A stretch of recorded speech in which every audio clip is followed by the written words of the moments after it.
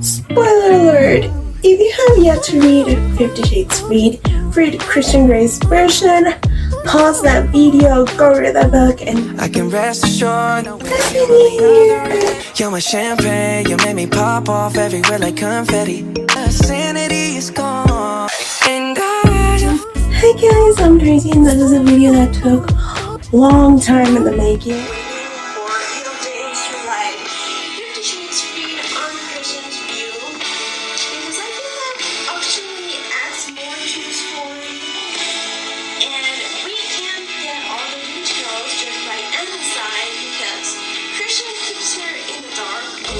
But we're finally here. My book versus movie review of 50 Shades Freed. If you've been around my channel, you probably saw that I got the book about 2 Christmases ago, and I did start reading it. Obviously, I was dying to read it for years actually, because I do prefer Christian's view of things than Anna's most of the time.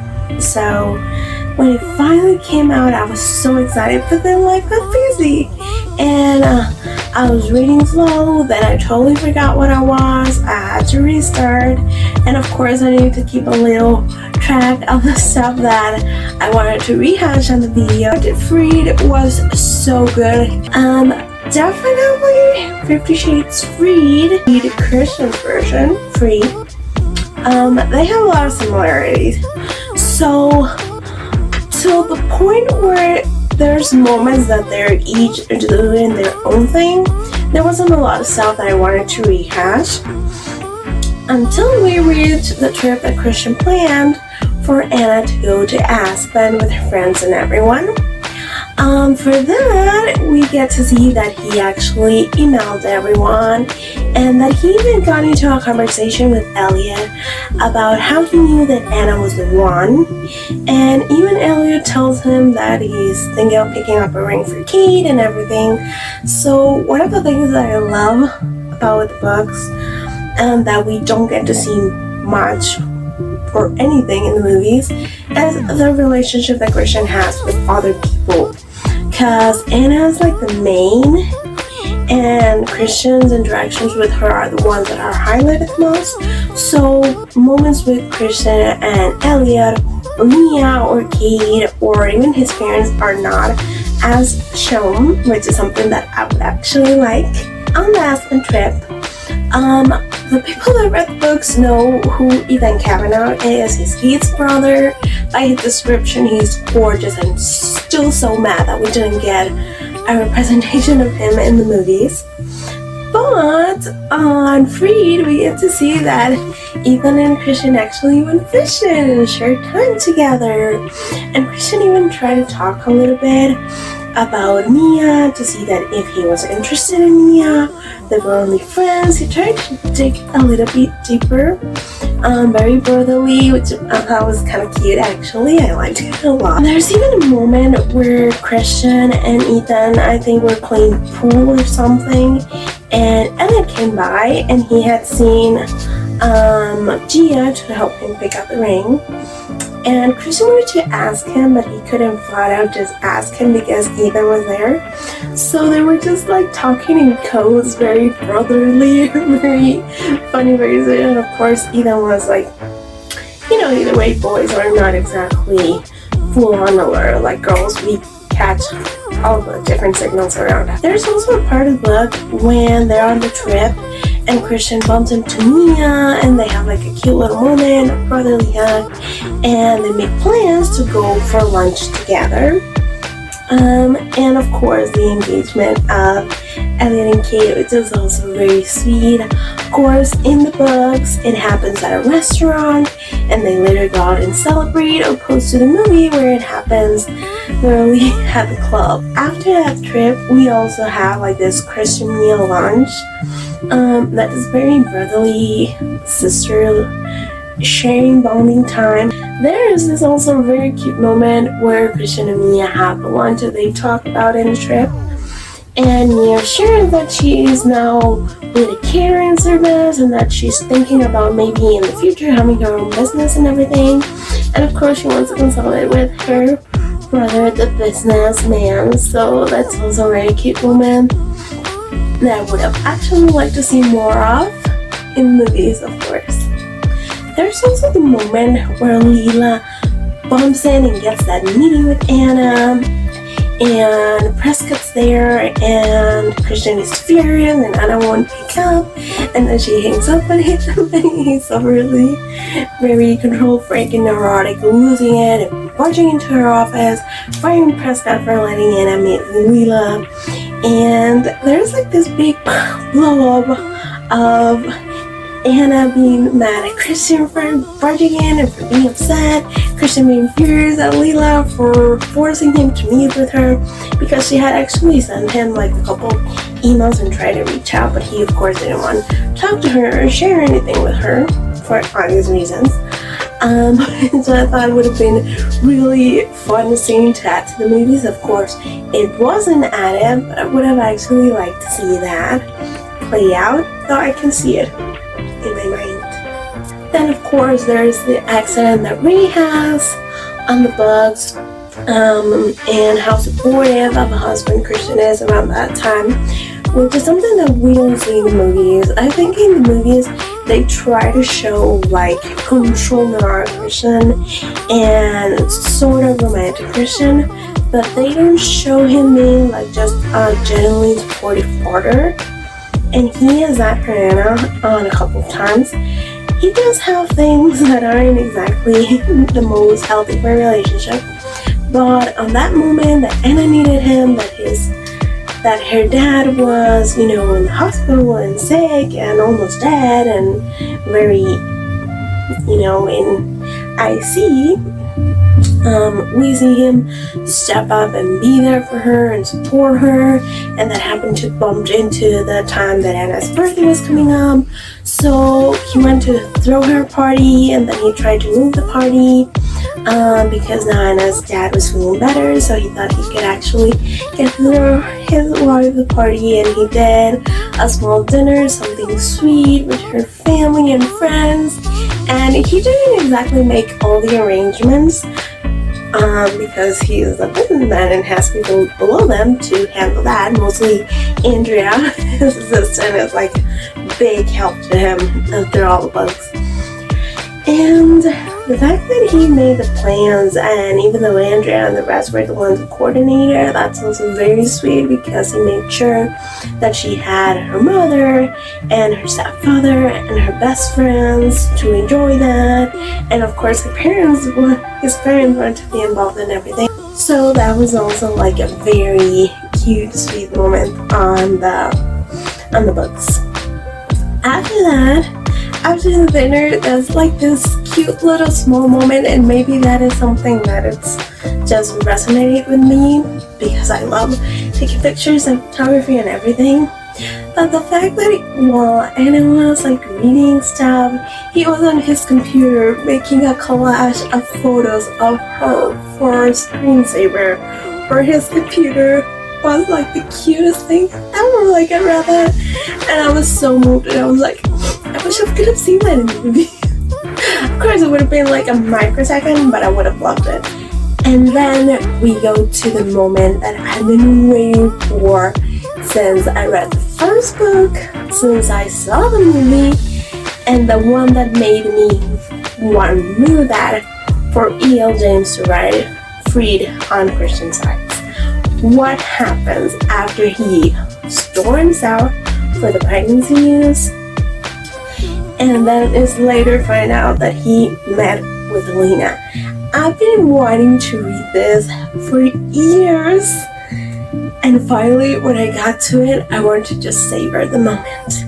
And it was exactly what I would have wanted from that scene. Because he doesn't go looking for her, he goes looking for his therapist, for Flynn. And when he doesn't find Dr. James Long, when he doesn't find Dr. John Flynn, he ends up walking around in circles and ending outside the salon, accepting to go out for drinks with Alina because he's upset and she's been important in his life and so on and so on. And then the fact that they got to talking, it was just like so cold, and that she tried to make pounce on him and get closer and touch him, and he totally went against it and even had like a moment of realization of how truly wrong everything with him and Alino had been. That was precious. Of course, then it all turns to hell, He gets home and Anna's upset. By the way, before he gets home, there's like a couple of drunk Christian funny moments in the books that I wish we would have seen Jane Jordan play. Just being drunk and being lost in it, and getting out of a cab and just falling and being like looking at the stars and everything. Drunk Christian would have been so fun to watch, especially because we are used to seeing full control Christian. So that was a scene that I would have liked. I mean, we do get to see a little bit about drunk Christian when he gets to the apartment and when Anna puts him to bed, and that remains the same. That's actually very accurate with the books. But that funny scene of he just being like a dummy drunkie around other people, that was really, really fun. Jumping to something sad that I actually would have liked to see a little bit more. In the movies, they show Christian more secure of himself than he actually is on the books. So in the books, when Anna tells him that she's leaving him, that it wasn't money and blah blah blah, he genuinely believes it. He doesn't think of himself as being lovable or worth it. So as soon as she tells him that, he just believes it and he's heartbroken and it kills him. On the movie, he doesn't really believe it. He's like, just give her whatever she wants, and then he finds out about Jack and he's like, oh, makes sense. In the books, he truly has this moment where he believes it and it's broken and so hurt. Before Taylor tells him about Hyde having bail and him realizing that this all doesn't add up and that something's wrong and I wouldn't do that. But I feel like that insecure Christian is not as shown on the movie as it is on the books, and it's something a little beautiful. I think some people think, oh yeah, you love him because he has twisted taste and he's handsome and he's rich, but for me, one of the things that make his character so appealing and so endearing and that you just love him is because he's just someone that's broken and that needs help curing, molding, perfecting, something like that. And he looks perfect and all put together to the world, but inside you can just tell that there's stuff that's messed up, and he does care about that. I mean, he goes to therapy. How many people have trouble and actually look for help and go to therapy, even if they are like in a powerful position? Always doing smart business, but also trying to find like cause to help children and the hungry and the addicts and all of that because of his backstory. So there's my take on why we love Christian Grey. In the box, after all is said and done with Jack and Anna, and she's unconscious at the hospital, which is very similar to what happens in the movie, so on that there's not many differences, except in the book we do hear that it was actually Elizabeth who lured Mia outside Jim. In the movies they just say that Mia ditched security and therefore was an easy target. In the books she wasn't as dumb, you could say. But when he's in the hospital and he's like suffering in so many ways, he's like a real torture show. I mean, his wife got charged, she's pregnant.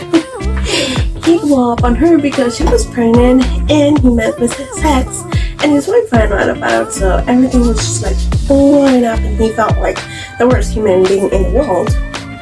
So when he's in the hospital, and he gets little moments with Ray and with Kate, of course not going into details about them fighting or anything, but sort of like sharing moments with them on their mutual worry for Anna was very sweet, and him with Grace was so sweet and so funny at the same time. Firstly, it was very sweet because he actually opened up to her and let his mom hold him, cries at one point and all that is like super sweet. And then we have the time where he comes clean and he talks about how he met with Elena and how Anna found out, and she's like, oh shit. And Christian's like, Mom, you're not supposed to swear. And before that he had swear, and Grace had told him like, no swear in front of your mother. So that was like really, really fun and contrasted with the whole sentiment scene. But it would have also been really nice to see in movies, of course. And there's then the moment where Christian finds out like a little bit more about Jack and how they were in a foster home together. And he is convinced by Anna to call Carrick and Grace and have them come over. And they sort of like explain everything to him. He gets to see his birth certificate and drawings he made. And along that time, like everyone drops by the house just to like say hello to Anna and see how she's doing and everything. So while she's like outside socializing his study with his parents and getting through all of this, at the beginning being concerned why he can't remember, then later remembering. And I think the actor that played Little Christian in the movies was so cute, and I would have liked to see a little bit more of him. So I would have liked to see those memories he had being rehashed by that little boy actor. But of course we don't get to see any of that. And after they all leave and he has like the papers about his childhood and the drawings and so on and well, everything, he finally sits down with Anna and tells her the entire story with Elena. Not necessarily in some details, but mostly like the beginning part about the first interactions that were not so son of his best friend with best friend of his mother. To the point of, okay, we met, I did went looking for her, we talked this and this, she made a pass on me, and now it's really over, and we got the closure, all that. So it was really good to see him like opening up, because we know that's not easy for him. He's a man that's used to like keeping it all inside, so for him to actually open up and tell Anna about the entire story was actually something very, very sweet and very endearing.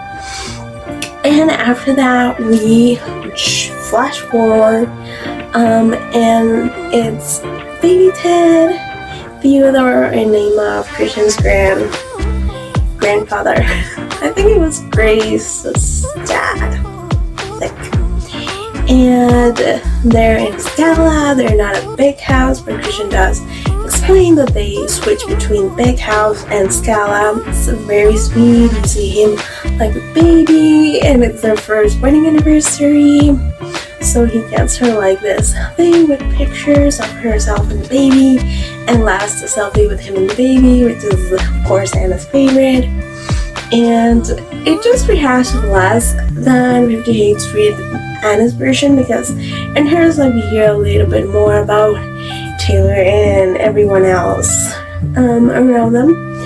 But I really liked the ending. It just felt so sweet. Of course it felt like there could have been more, because we're talking about a fictional couple. Of course there's a future and they did have a baby, so there's a lot that could happen. But I get where the story has to end, and that it should be there, because they are both in a place in their lives that they can actually make a normal couple with all of the kinky stuff and enjoy their baby. Personally, I really love the book. I feel like it was worth wait, and definitely you should read both versions. But if you just want to read one, I just stay with Christian's version. I can't help it. His are more accurate. I will say at times when he's discussing business, I get a little bit bored, just a little bit. But mostly I really love things said by his point of view. And that would be finally completed my video on book versus movie review. If you enjoyed the video, don't forget to give it a thumbs up, subscribe, and stick around. Bye guys. The plane ride